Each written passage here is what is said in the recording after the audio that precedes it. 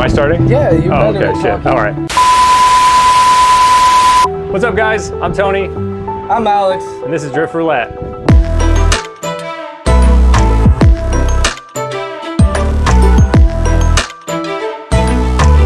We're here at Speedway, Willow Springs for round 3 of the Drift Roulette High Stakes series.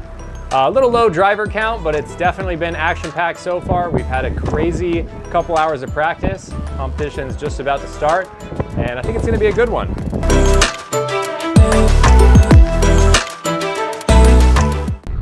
Tony hucked it right into the wall on initiation, and then our buddy Quest hit the wall after the bank.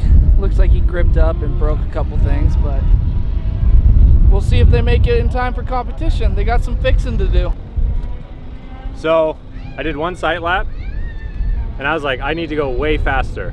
So I flicked the nitrous on, did a second lap, and I was like, okay, this feels good. I just need to commit more. Third lap, over committed. The car started to understeer.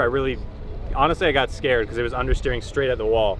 So I flicked it as hard as I could to get over the understeer, if that makes sense.